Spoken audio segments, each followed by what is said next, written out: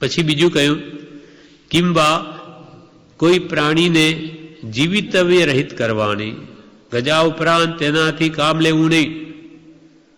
ધર્મનું અસ્તિત્વ તારા ખ્યાલમાં લાવવું હોય તો એક તો બધા પ્રાણીઓમાં સમાન દ્રષ્ટિ કર, અથવા કોઈ પણ પ્રાણીને જીવિતવ્ય રહિત કરવાની, પ્રાણ રહિત કોઈ પ્રાણીને નહીં કરવું.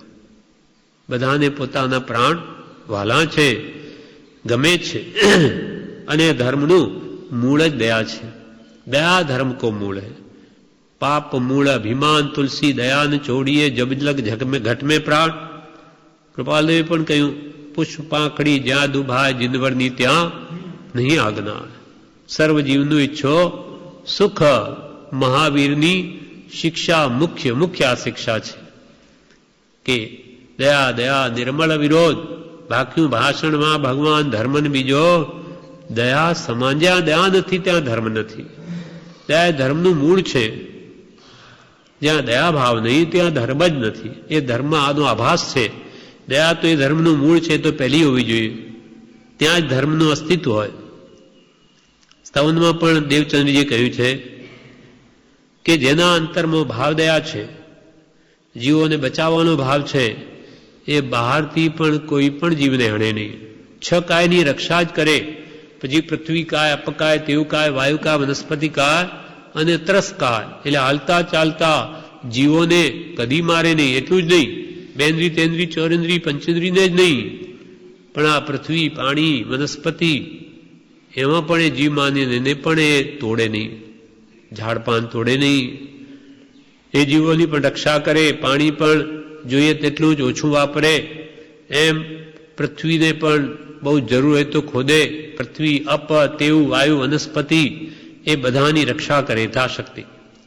એટલે સ્તવનમાં કહ્યું, દ્રવ્ય થકી છકાયને વાલા, દ્રવ્ય થકી છકાયને નહણે જે હલગાર પ્રભુજી, નહણે જે લગાર પ્રભુજી, ભાવ દયા પરિણામનો વાલા, ભાવ દયા પરિણામનો એહી જ છે વ્યવહાર પ્રભુજી, એહી જ છે વ્યવહાર પ્રભુજી.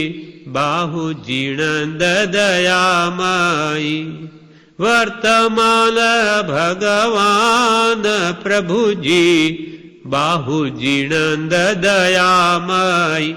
બાહુ જીણંદ વર્તમાન ભગવાન છે, મહાવિદ્ય ક્ષેત્રમાં વિચરતા એ દયામયી છે. એટલે કે દ્રવ્ય થકી પણ એ 6 કાયને કોઈ દિવસ નહણે નહીં, લગાર માત્ર હણે નહીં. કેમ કે ભાવ દયા પરિણામનો એ જ છે વ્યવહાર. જેના અંદરમાં દયાનો ભાવ છે એનો વ્યવહાર પણ દયામય જ હોય. સાચી દયા અંતરમાં પ્રગટી હોય તે બહારથી કોઈ પણ જીવને હણે જ નહીં. એટલે કૃપાલ કે કિંબા કોઈ પ્રાણીને જીવિતવ્ય રહિત કરવા નહીં, કોઈના પ્રાણ લેવા નહીં.